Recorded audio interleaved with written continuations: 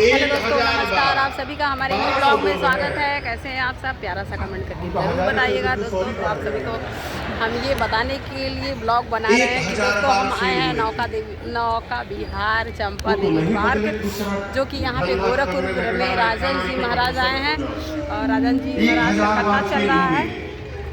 वही हम लोग सुनने आए हैं कथा।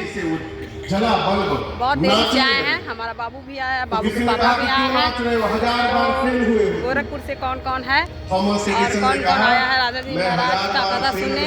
राजन जी महाराज का कौन कौन फैन है कमेंट बॉक्स में जरूर बताइएगा दोस्तों। राजन जी महाराज का मैं आप सभी को दिखा दे रही हूँ। हर जगह वो लगा है। मैं 1000 तरीके जान गया हूँ जिससे बल्ब नहीं बनाया जा सकता। राजन जी महाराज जी का कथा किसको अच्छा लगता है जरा सा कमेंट करके जरूर बताइएगा दोस्तों। हमको तो पसंद है। हम लोग हमेशा बाबू के पापा और हम हमेशा हम लोग राजन जी महाराज का भजन और कथा सुनते रहते हैं। हम लोग को बहुत पसंद है। हम लोग बहुत पब्लिक आई है अंदर। आप सभी को दिखाते हैं। बहुत ज़्यादा पब्लिक आई है। उन्होंने 3 हो सकते हैं श्रृंगार शतक, नीति शतक और वैराग्य। चलिए अंदर का लुक आप सभी को दिखा। तीनों में 100 श्लोक उन्होंने लिखे हैं।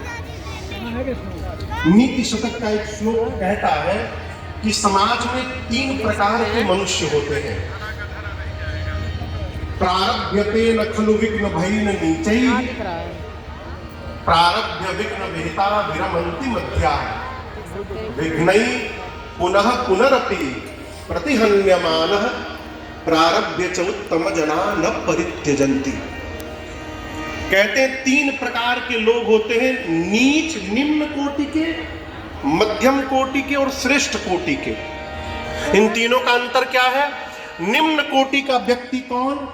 जो कोई भी कार्य इसलिए प्रारंभ नहीं करता है कि प्रारंभ करने के पहले सोच लेता है कि विघ्न आएगा।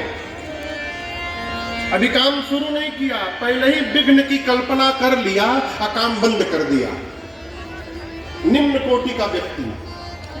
मध्यम कौन? कार्य प्रारंभ तो करता है, 1-2 बार विघ्न आता है तो बंद कर देता है।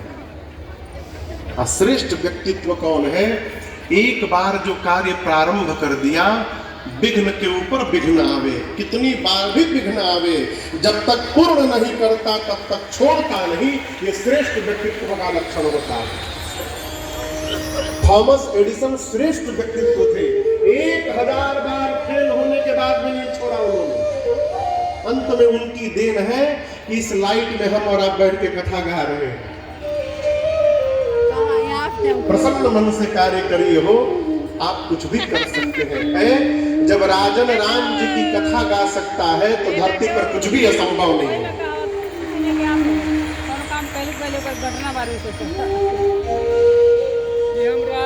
राम जी प्रसन्न होकर के चले। आगे आगे कौन चल रहा था? इसके चौधरी। कल्पना करके बताइए कौन चल रहा होगा? दोस्तों गाना सुना रहा है, जो लाठी लेके खड़ा है गाना सुना रहा है। राम जी के पीछे लक्ष्मण जी, तीनों लोग चल रहे हैं। कभी भी बड़े के बराबर में नहीं चलना चाहिए, मर्यादा से थोड़ा पीछे चलना चाहिए। मैं अपनी बात बताऊं, बहुत बड़ी बात है। कुछ महाराज साहब गुजरात में गया, 10 दिन का प्रवास था। तो ठंड का समय था तो बड़ा वाला सूटकेस लेकर गया था। तो एक घर में हम लोग गए। मेरी यात्रा प्रारंभिक यात्रा थी, कथा यात्रा की। तो जिसके घर में गए तो उन्होंने कहा कि गुरुवे जी इतना वोट चेड़ा हो कि 2 सूटकेस था। अब ये बात तो विनोद में बोली, लेकिन मुझे लग गई।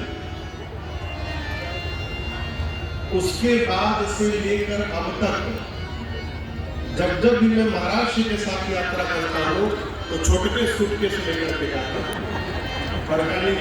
क्यों? आप कितने भी बड़े हो जाइए, जो श्रेष्ठ है वो हर क्षण आपसे बड़ा होता है।